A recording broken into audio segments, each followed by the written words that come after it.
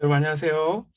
연기성 목사입니다. 예, 어느덧 나 4강까지 하고 오늘 마무리 이제 5강에 이르게 되었는데 이제 갑자기 여러 사역이 많다 보니 제가 좀 늦게 준비를 하고 여러분께 드려서 죄송하고요. 오늘도 제가 11시 35분 지금 지나고 있는데 아, 이렇게 오늘 최선을 다해서 강의를 준비하고 또 이제 여러분께 강의를 진행하려고 합니다. 마무리 잘 하셔서 베드로전서에 대해서 생각하실 때 여러분 참 잘 들으셨구나. 또 앞으로도 베드로전서에 대한 가치를 여러분께서 아시고 고난이 올 때 특별히 많이 보셨으면 좋겠습니다. 오늘 저는 이제 베드로전서 4, 5장 강의하려고 하는데요. 베드로전서 4장에서 저 여러분들은 고난에 참된 의의를 발견할 수 있습니다. 네, 4장 1절 2절을 보시면 그리스도께서 이미 육체의 고난을 받으셨으니 너희도 같은 마음으로 갑옷을 삼으라. 이는 육체의 고난을 받은 자는 죄를 그쳤으니 그 후로는 다시 사람의 정욕을 따르지 않고 하나님의 뜻을 따라 육체의 남은 때를 살게 하려 함이라.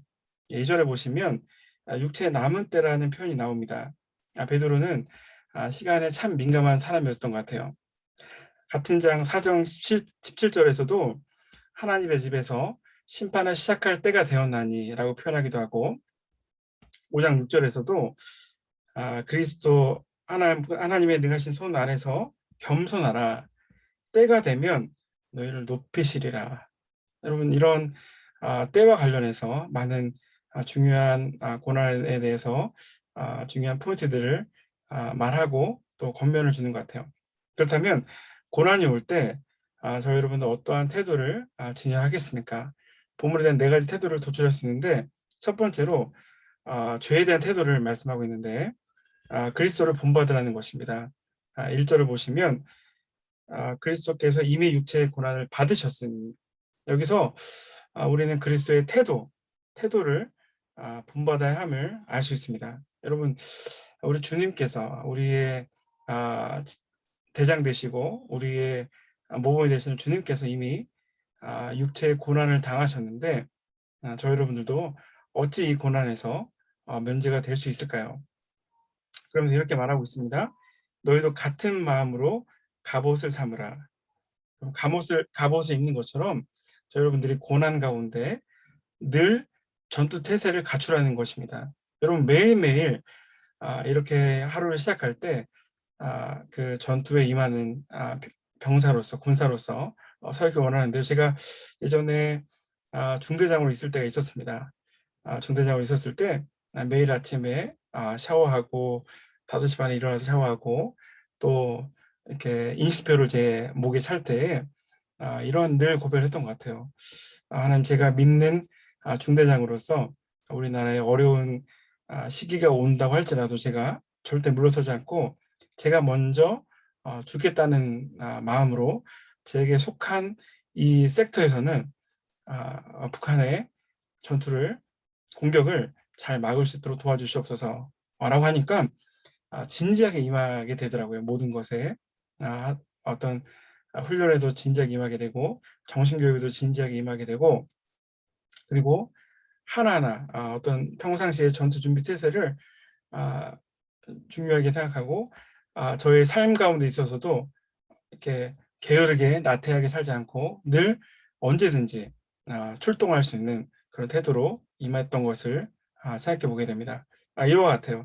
고난에 있어서도 저 여러분들이 이러한 태도를 가지고 늘 준비한 마음으로 살라는 것입니다. 준비를 하게 되면 여러분 대응할 수 있어요.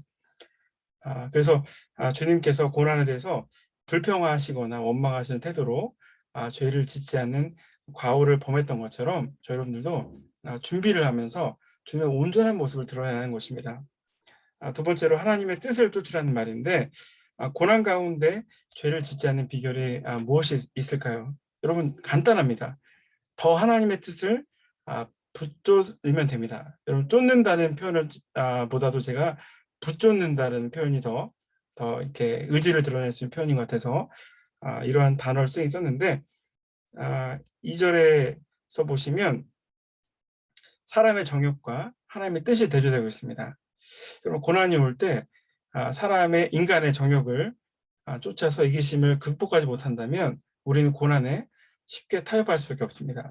여러분, 고난에 쉽게 타협하게 되면 우리의 무장해제가 되는 거예요. 그러면서 죄를 지키기가 쉽습니다.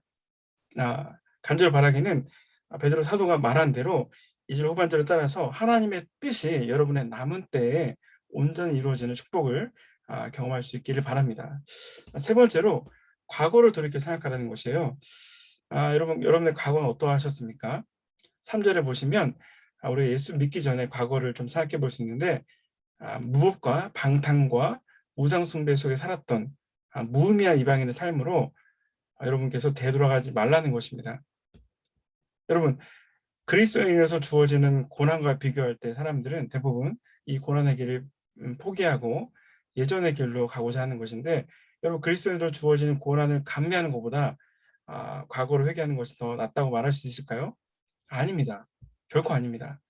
과거에 여러분들은 죄인으로서 오직 죽음밖에 생각할 수 없었고 하나님의 진노에 붙잡힌 그런 죄인으로서 늘 양심의 자유가 없었습니다. 그런데 고난 가운데 여러분들의 육체가 제한된 것 같고 또 수치를 당하기 때문에 우리 마음속에서부터 힘들 수 있지만 이렇게 하나님의 뜻 가운데 머물며 사는 삶이 여러분 가장 영광스럽고 가치 있는 삶임을 여러분 확신하시기 바랍니다. 여러분 베드로전서 공부했잖아요. 이것을 꼭 기억하시기 바랍니다. 첫 번째로 죄에 대한 태도에 대해 말씀드렸다면 두 번째로 불신자에 대한 태도입니다. 여러분 불신자에 대해서 어떤 태도를 진정할까요? 4절을 제가 한번 읽어보겠습니다. 이러므로 너희가 그들과 함께 그런 극한 방탕에 다름질하지 아니하는 것을 그들의 이상히 여겨 비방하나. 4절에 보시면 너희와 그들이 구별되고 있습니다. 그럼 그들과 함께 라는 표현에서 볼 때 그리스도를 믿기 전에 여러분들의 세상의 탕류에 따라서 그 흐름 속에서 함께 거했고 동조했고 죄를 지었습니다. 그러나 그리스도를 믿음에 따라서 우리는 그 대우에서 나올 수 있었던 것이죠. 물론 우리가 연약하기 때문에 잘못해서 어려움을 당하기도 합니다. 그러나 그로 인한 고난은 비슷하게 보이지만 실제로 주님께서 말씀하시는 아름다운 고난이 아닙니다. 어떤 분들은 일부러 잘못을 저질러 놓고 어려움 속에서 마치 이것을 헤쳐나가고 또 대적하는 기도를 하면서 그 뿌듯한 마음을 가지고 있는 일종의 순교 컴플렉스를 맞이할 수 있습니다.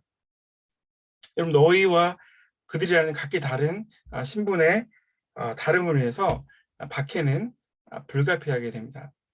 여러분 박해가 불가피하다면 여러분께서 핍박을 받을 것을 각오하고 또 준비하는 삶이 이어진다면 그만큼 저 여러분들이 준비할 수 있다는 것이죠. 5절에 보시면 그들에 해당하는 불신자들은 세상 속에서 믿는 자들을 핍박하고 비방하지만 결국 그들은 하나님의 심판에 직면하고 말 것이며 그들의 삶을 후회하면서 이를 갈 때가 또 하나님 앞에 그대로 다 직고하게 되는 말씀하게 되는 그래서 심판을 받게 되는 날이 오야 할 것이라고 말하고 있습니다. 여러분 제가 처음에 죄에 대한 태도 그다음 불신자에 대한 태도를 말씀드렸는데 세 번째로는 하나님에 대한 태도입니다. 여러분 하나님께 대해서 여러분들은 어떠한 태도를 지녀야 할까요?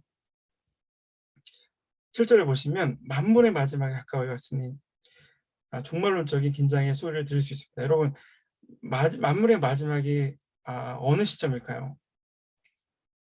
여러분 마태복음 24장에 나오는 그러한 징표가 있을 때 여러분들이 마지막이라고 할 수도 있겠지만은 큰 산맥에서 우리가 멀리 보는 산맥에 봤을 때 예수님께서 다시 오심으로써 이어지는 이 세상이 이미 종말론적인 세상임을 기억할 필요가 있습니다. 베드로는 이러한 때에 예수님의 오심으로써 종말이 시작되었고 또 말씀에 따라서 이제 여러 가지 그 말씀의 징조들이 나타나면서 성도들이 긴장해 하면서 종말을 준비하는 시간이 오는데 이때 무엇을 하라고 합니까?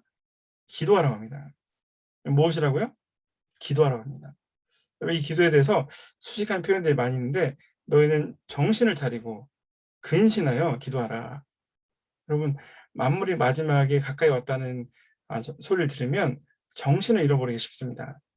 그래서 그 무엇인가를 의지하게 되고, 이때 이단 교주들이 미혹하게 하고 추종자들의 정신을 혼란스럽게 해서 그들을 하나의 율법의 노예로 만들어 버리게 됩니다. 저 여러분들 예외가 아니죠. 그렇기 때문에 여러분들이 분명하고 확신한 살아계신 하나님 말씀에 따라서 여러분들이 정신을 더욱 차릴 필요가 있습니다. 그러면서 베드로의 권면에 따라서 냉정한 이성 가운데 기도할 필요가 있는 것이죠. 다음으로 성도들의 태도가 있는데요. 하나님 앞에서 기도하며 정신을 차리며 근신할 때 성도들에 대해서도 여러분 합당한 태도를 지닐 수 있습니다. 첫 번째로 성도들을 사랑하라고 합니다. 여러분, 고난이 오면 어떻죠? 여러분들의 사랑이 식기 시작합니다. 그것의 잘못의 근원을 하나님께 찾기도 하고, 또 그 애매한 고난이 공동체 속에서 있을 때에 그런 사람들을 비방하면서 또 우리 사랑이 또 불신자들의 어떤 공격과 핍박에 따라서 우리 사랑이 식기 쉽다는 것이죠. 그래서 진정한 그리스도인들은 이러한 시간들이 올 때 어떻게 하라고요? 힘써. 여러분, 그냥 사랑하는 것이 아니라 힘써 사랑하게 할 필요가 있는 것입니다. 여러분, 개혁 성경에서는 뜨겁게 사랑하고 뜨겁게라는 어떤 말인가요? 이는 본래 운동선수가 목표점을 향해서 여러분 그냥 달리는 것이 아니라 전력을 다해 질주하고 골인해서 1등을 하고야 말겠다는 그런 필사적인 각오로 사랑하라는 것입니다. 이런 거 봤을 때 저와 여러분들의 사랑은 많이 좀 부족한 것 같아요. 저 역시도 조건적인 사랑이 많고 기브 테이크적인 사랑이 많이 있는 것 같습니다. 이런 사랑을 할 수 있길 바라고, 진정을 사랑할 때 허물을 덮어주는 사랑이 필요합니다. 여러분, 우리 중에 그 누구도 자유로운 사람이 없습니다. 죄로부터 자유로운 사람이 없고 늘 앞으로도 실수하기 쉬운 사람들이 있습니다. 그런데 억울하고 분노하는 일에 할지라도 드러낼 때에 여러분 공동체의 균열을 가할 수가 있습니다. 여러분, 이 말씀이 허물 덮어주라는 것이 그냥 죄를 용인하라는 태도가 아니라 하나님 앞에서 잘못은 반드시 하나님께 심판하시기 때문에 저 여러분들이 하나님께 심판권을 두고 권리를 주면서 친히 원수 갚지 말고 진노하심에 하나님께 맡기라라고 하는 것이죠. 사랑하라고 했는데 두 번째로 대접해야 합니다. 여러분, 많이 대접하고 계십니까? 여러분, 코로나 가운데 많이 어려우시죠? 그렇지만은 이 대접의 어떤 의미를 여러분들이 더 잘 알고 실천했으면 좋겠는데요. 구절의 말씀처럼 서로 대접하기를 원망 없이 하라 라는 말씀이 있습니다. 여러분, 대접이라는 것은 오늘 낯선 손님에게 친절하게 대한다는 것이죠. 여러분들이 저 여러분들이 하는 모든 사랑의 행위들, 이웃에 대한 관심을 가지고 있는 모든 것들이 대접이 될 수 있는데 왜 그래야 될까요? 왜냐하면 저 여러분들이 먼저 하나님께로부터 황송한 대접을 받았기 때문입니다. 여러분, 우리는 죄인이었습니다. 죄인이고 다 해 아래에서 다 죽을 사람으로 태어났습니다. 그런데 그리스도께서 은혜 가운데 죄를 간과해 주셨어요. 하나님께서 간과해 주시고 그리스도를 보내심으로써 용서해 주시는 그 단번에 주시는 은혜를 우리가 누렸습니다. 히브리서 13장 2절은 대접과 관련해서 대표적인 말씀인데, 손님 대접하기를 잊지 말라. 이로써 부지 중에 천사들 대접한 이들이 있었느니라. 이 구절 보면 아브라함이 생각나죠. 아브라함이 손님 대접을 잘하다가 천사를 대접할 수 있습니다. 여러분, 손님 대접을 잘하다 보면 주님을 대접할 수 있습니다.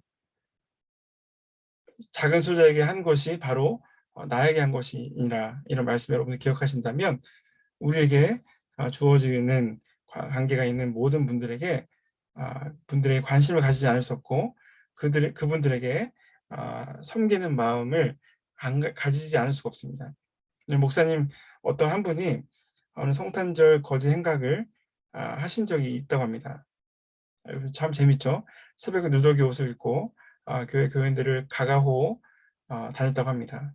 그러다가 자신이 존경했던 집사님께 구걸을 했는데 나가 하면서 소리를 빽 지르더라고 합니다.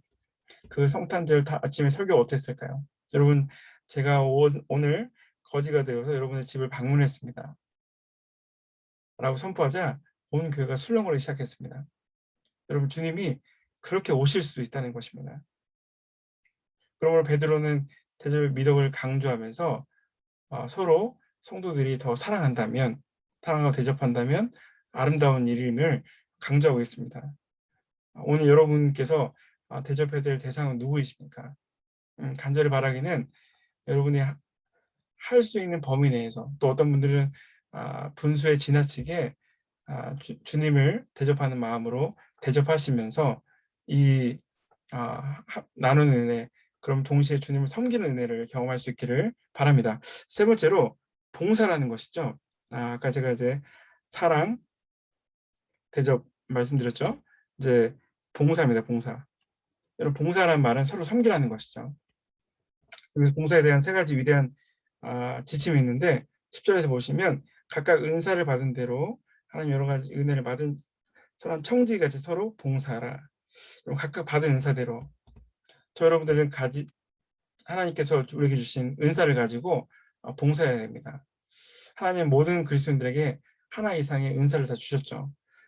고린도서 12장에 보시면 서로 돕는 것도 은사임을 알 수 있고요.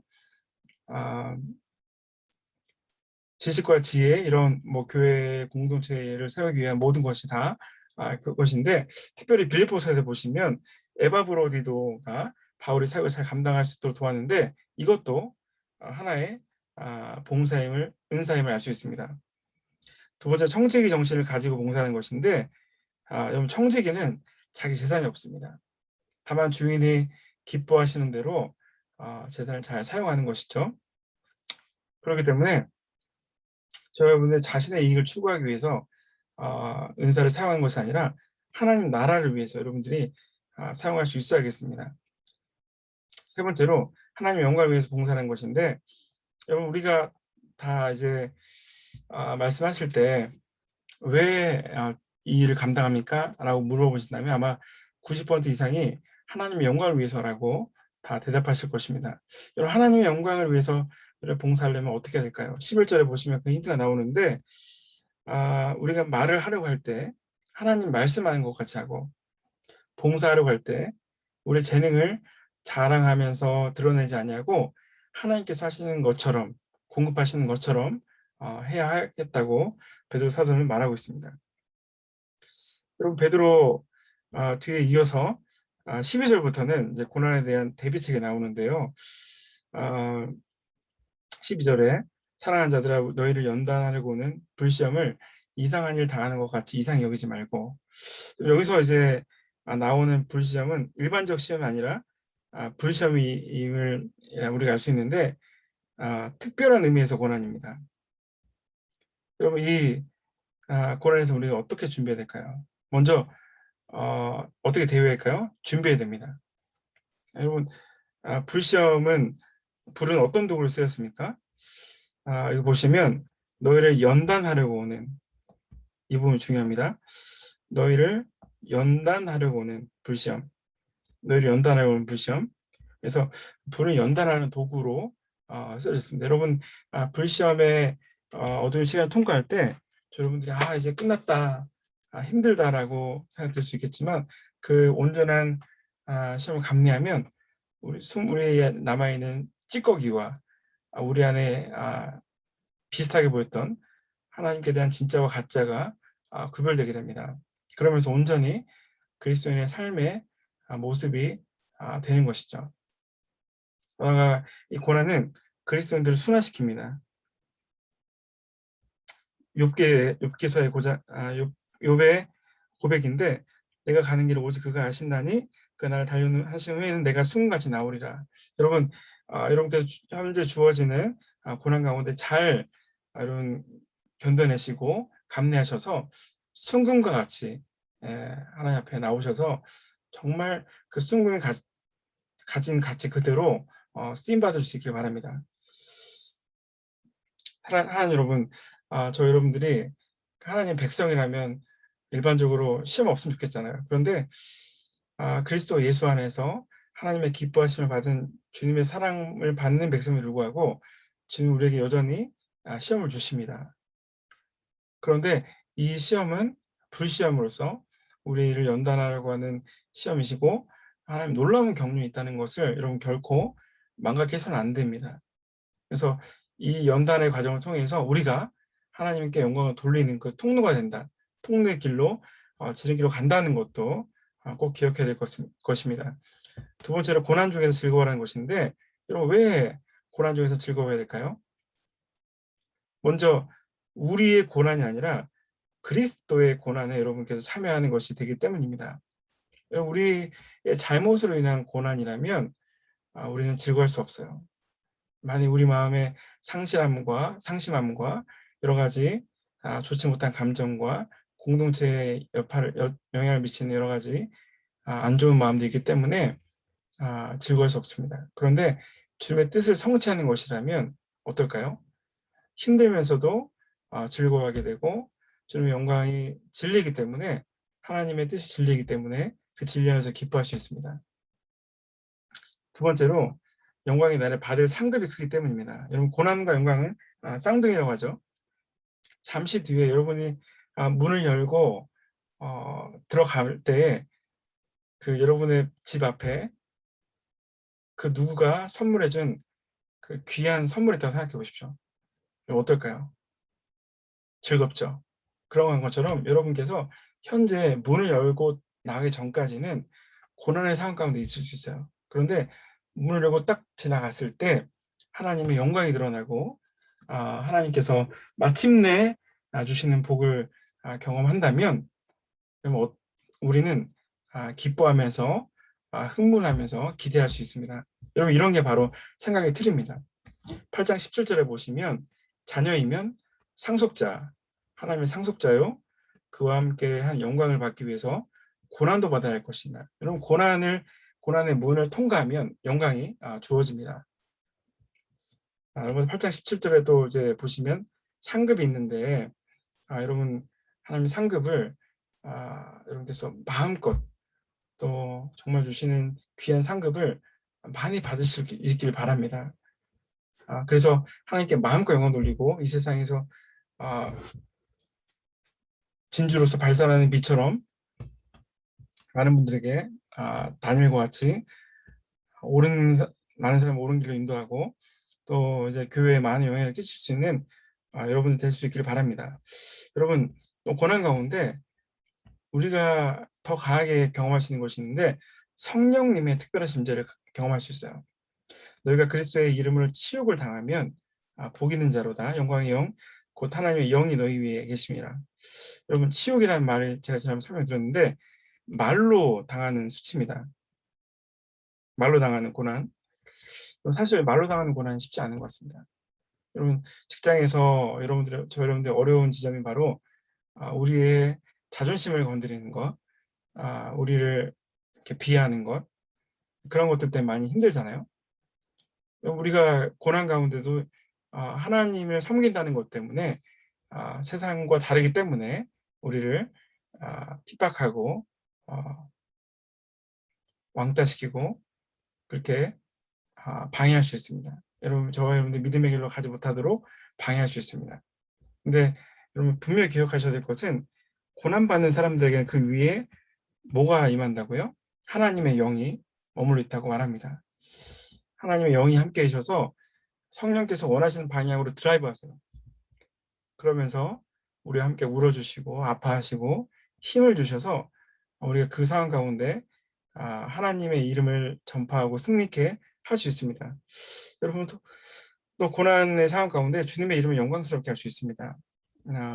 여러분 그래서 고난에 주님의 이름을 영광스럽게 할 수 있는 기회가 되기 때문에 여러분 이런 기회는 사서 하셔도 됩니다. 좋은 기회는 사셔서 하셔도 되잖아요. 이런 것처럼 여러분께서 이제 그렇게 되길 원하는데 만일 그리스도인의 영광 고난을 받으면 부끄러워하지 말고 도리어 그 이름으로 하나님께 영광을 돌리라. 여러분 어떻게 하라고요? 부끄러워하지 말고 그리스도인으로 고난을 받고 하나님 영광을 돌릴 수 있길 바랍니다. 그리스도인에 대해서 사도행전 11장 26절에 처음 안디옥에서 그리스도인이라는 이름이 처음 주어졌는데요. 그것은 그리스도처럼 주님 이야기를 그리스도의 추종자로서 주님 이야기를 하고 모이면 또 모든 선행을 하고 저 사람들은 그리스도가 몸에 밴 사람들이구나 라는 명칭 때문에 그렇게 불려졌던 것이고 사도행전 26장 28절에 보시면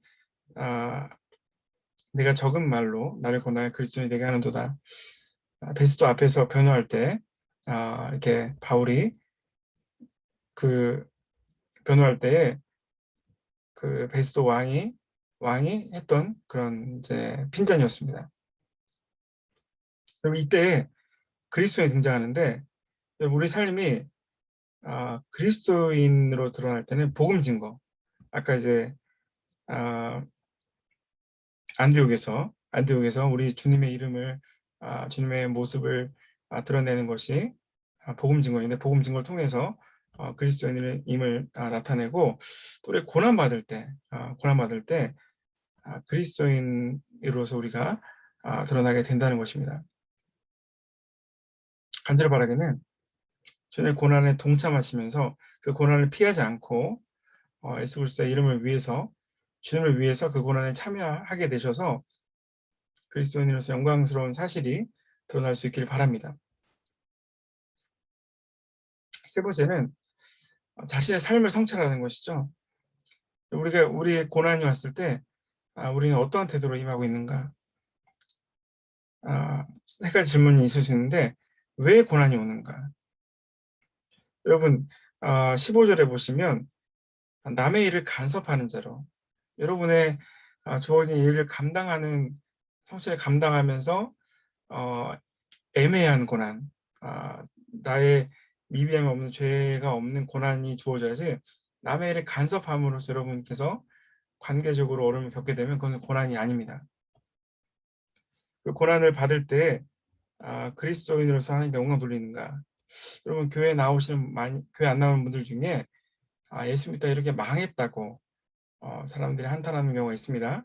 반면에 받은 고난 때문에 굳건히 서서 주님을 찬양함으로 하나님 영광을 온전히 돌리는 분들이 있습니다. 여러분 이러한 순교의 현장 앞에서 주님의 이름을 찬양하고 죽음도 두려워하지 않았던 그들의 믿음의 절개 이런 부분들은 많은 믿지 않는 분들에게 주님의 영광을 드러내고 복음을 전할 수 있는 기회가 된다는 사실을 여러분 기억할 수 있길 바랍니다. 다음으로 고난을 전도의 기회를 삼아야 돼요.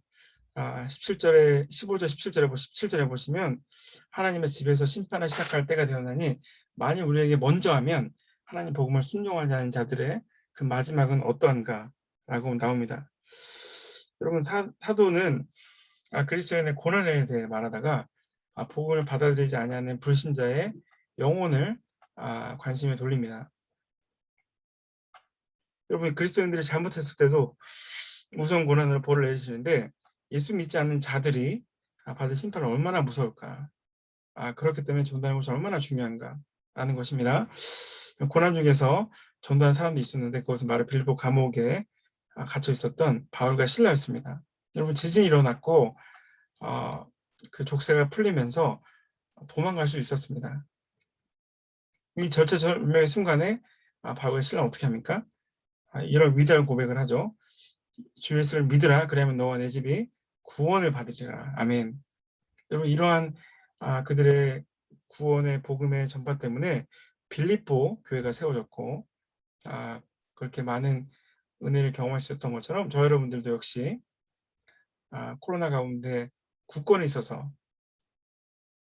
복음을 전해서 믿지 않는 분들을 구원하는 방주 역할을 감당하는 대구동신교가 될 수 있길 바랍니다. 이번에 제가 전도위원회를 하고 있습니다. 여러분 하고 있는데 그 코로나 중에 햇빛박스를 계속해서 지금 이제 함께 하자고 오늘도 광고가 나갈 예정인데 간절히 바라기는 저 여러분들이 꼭 이번에 모든 분들이 참여해서 정말 이 주님의 복음 고난 가운데 아, 여러분들이 주님의 복음을 증거하는 그런 모습으로까지 이어지는 그 한번 실천을 해보자고요. 어떠한 하나님의 은혜가 있을 것인가. 오늘 이 말씀이 주어졌기 때문에 여러분께서 꼭 이제 해피박스를 꼭 하셔서 이번에 또 복음이 전파되는 놀라운 기회가 있으시기 바랍니다. 세 번째로 고난의 보상인데요. 지금까지 저희가 4장을 살펴봤다면 이제 5장으로 넘어갑니다.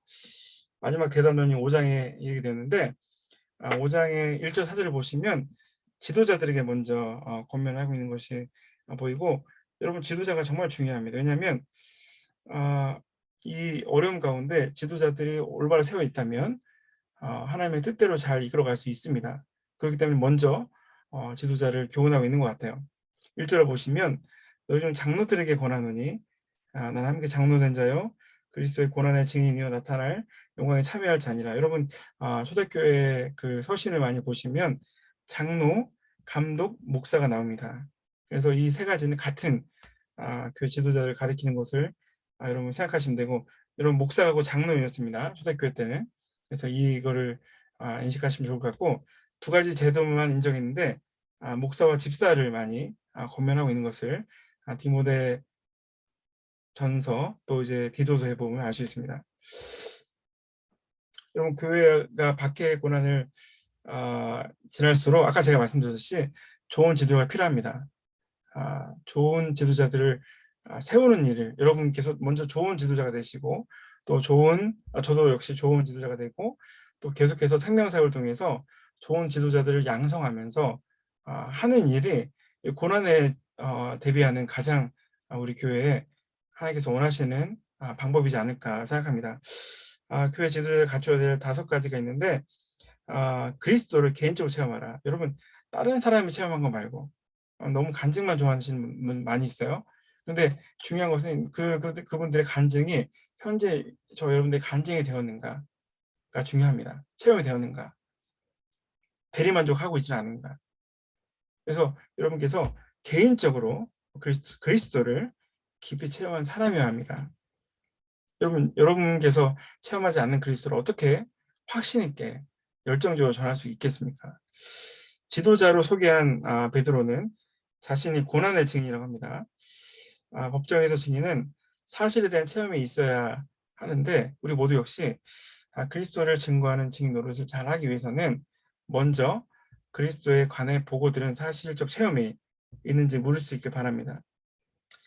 2절에 보시면 교회 지도자들은 약물을 치는 자들임을 알 수 있습니다. 약물을 친다는 것이 무엇일까요? 잘 친다는 것은 무엇일까요? 좋은 영양과 좋은 꼴을 공급해야 합니다. 여러분 지도자들은 성경을 개인적으로 묵상하고 연구하고 공부하면서 기도로 준비하면서 하나님의 뜻을, 하나님의 말씀을 전하는 사람들 되어야 되고, 치라는 말씀에 보호하는 뜻이 있는데, 바울은 그가 복음을 전한 후에 편지로 서신으로 안부를 물으면서 혹시나 이들이 와서 율법주의 유대인들이 와서 거짓된 교훈을 퍼뜨리고 성도들을 믿음에서 떠나게 하지는 않는지 가장 두려워했습니다. 여러분 여러분도 이런 마음들이 있어야겠습니다. 세 번째로 자원해서 약물을 치되 자원함으로. 여러분 여러분들이 억지로 하는 것은 그 하나님께도 은혜가 안 되고 많은 분들에게도 아름다움을 끼칠 수가 없습니다. 그렇기 때문에 여러분들이 하나님을 사랑해서 저희 교회를 사랑해서 보다 보면 해야 될 봉사의 부분들이 생기고, 자원함으로 하는 것이 가장 중요합니다. 욕심을 멀리하는 것이죠. 여러분 주님을 섬기는 진정한 섬김의 태도가 있으면 욕심을 멀리하게 되어 있습니다.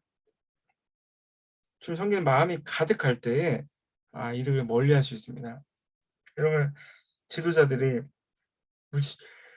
물질적 탐욕에 얽매여서 그 개인뿐만 아니라 그 함께 속한 공동체의 영혼들을 위기 가운데로 빠뜨리는 경우를 얼마나 많이 보시지 않습니까? 이 부분 참 주의해야 되고, 저부터 주의해야 되고, 여러분도 주의하셔야 되고, 약물의 본이 되라 주장하는 자세를 하지 말라고 합니다. 자신의 그런 그 직분이 하나님께로부터 나온 것이기 때문에 여러분께서 자랑할 것이 못 됩니다. 자랑할 것이 못 되고 오히려 주님을 잘 섬기라고 주신 것이기 때문에 충성함으로써 해야 되지, 강함이나 폭력을 사용하는 그런 양심이 나타나서 안 됩니다. 개척교회에서 목회하는 전사님이 한 분 계셨는데 이분이 어떤 목사님께 하소연을 했습니다. 목사님, 우리 교회 교인들은 도대체 헌금을 낼 줄 모릅니다. 어떻게 하면 좋을까요? 그 목사님께서 답변을 하기 전에 그분에게 대물었습니다. 전사님은 헌금을 얼마큼 하시나요? 저는 사실 별로 못합니다. 그렇다면 교인들의 헌금이 적은 것이 당연하군요. 그럼 그 전사님은 먼저 모본을 보여야 사실을 망하겠던 것입니다. 그럼 모본을 보이는 지도자만이 가장 호소력 있게 지도력을 발휘할 수 있습니다. 하나님 말씀에 붙잡고 흠뻑 젖은 사람이 확신 있게 말할 수가 있고 공동체에 본을 끼칠 수 있음을 여러분 믿으시기 바랍니다. 지도자들을 향한 교훈을 말씀했다면 이제 모든 교인들입니다. 모든 교인들을 향해서 순복하라고 합니다. 젊은 자들아, 이와 같이 장로에게 순종하고 다 서로 겸손으로 허리를 동이라. 하나님은 교만한 자를 대적하시되 겸손한 자들에게 은혜를 주시느니라. 5절에서 첫 번째로 장로들에게 순복하라고 베드로 사도는 말합니다. 지도자를 따라주는 사람이 있어야 지도가 가능하죠. 여러분, 이렇게 지도자 하나님께 주신 권위이기 때문에 이 지도에 순복하면서 공동체를 더 굳건히 할 수 있기를 바랍니다.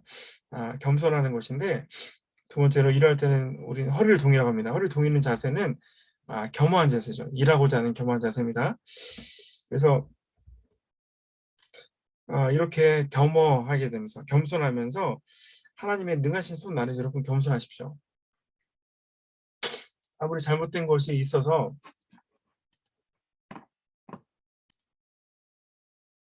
여러분께서 아무리 억울하고 당장 표현하고 싶은 마음들이 있을지라도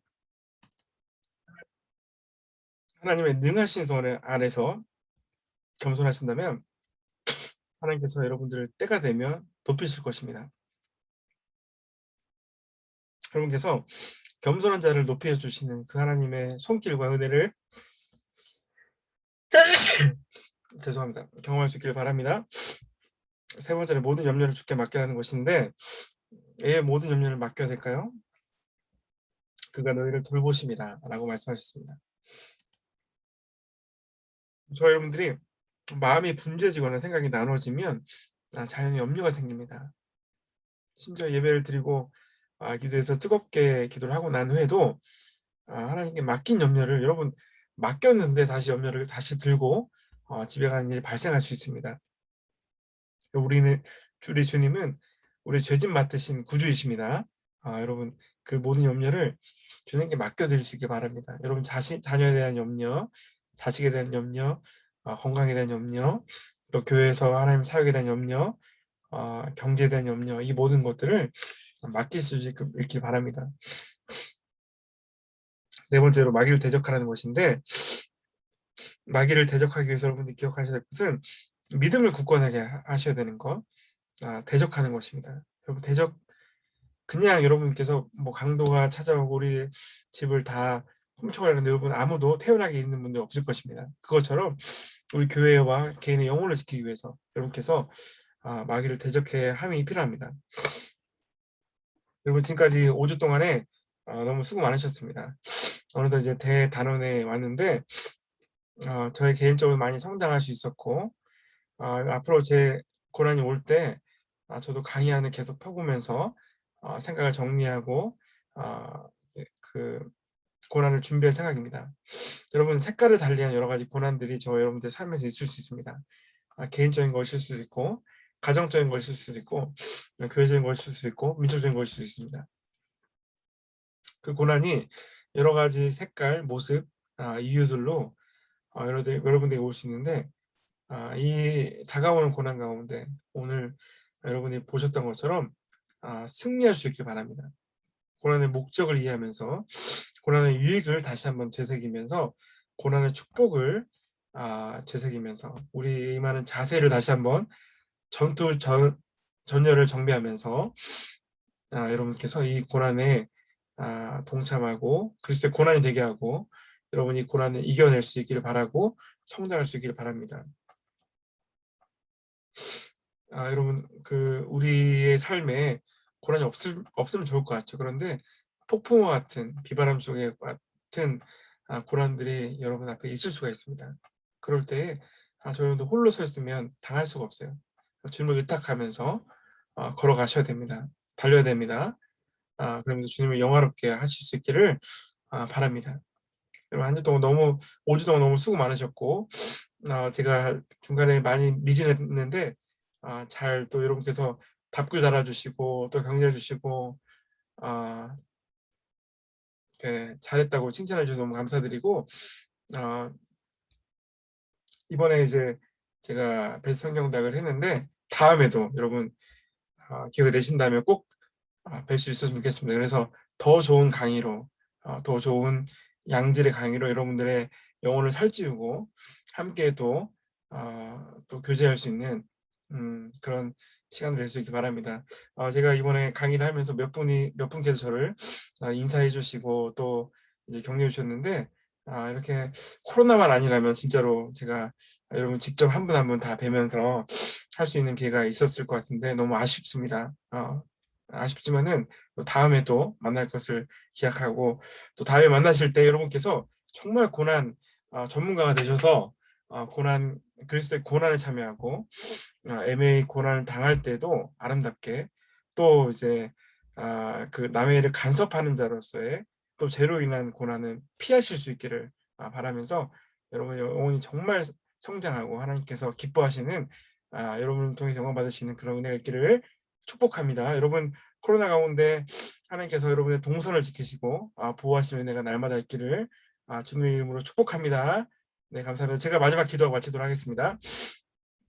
하나님 감사합니다. 하나님 이 코로나 기간 동안에 하나님 베스트 성경대학을 통해서 베드로전서를 수강할 수 있게 하시면 감사드립니다. 하나님 간절히 바라기는 우리 모든 성도님들 이 부족한 입을 통해서 강의를 하였음에도 불구하고 마음에 새기신 것들이 다 있을 줄 압니다. 하나님 간절히 원할 것은 가슴에 심겨진 것들이 그냥 머리로만 끝나는 것이 아니라 온전히 열매 맺어서 주님께서 축복하시는 인생 정말로 이 고난의 이 베드로전서 수강한 이후로 인생의 터닝 포인트를 경험할 수 있는 그런 은혜가 있도록 도와주시옵소서. 하나님 또 코로나 가운데 경제적으로 또 건강적으로 관계적으로 어려움 겪는 분들이 많이 있습니다. 하나님 두 손 들어 기도하오니 하나님 우리 성도님들의 모든 환경을 살피시고 그 모든 기도 제목들에 선하게 응답하셔서 하나님 이후에 주님께 주시는 고난을 거뜬히 통과하며 하나님 주시는 마침내 복을 주시는 그 은혜를 경험할 수 있도록 한 분 한 분 축복하시고 그 이름을 기억하여 주시옵소서. 하나님께서 모든 영광을 받아주시면 감사드리며 살아계신 예수님의 이름으로 기도합니다. 아멘. 네, 감사합니다.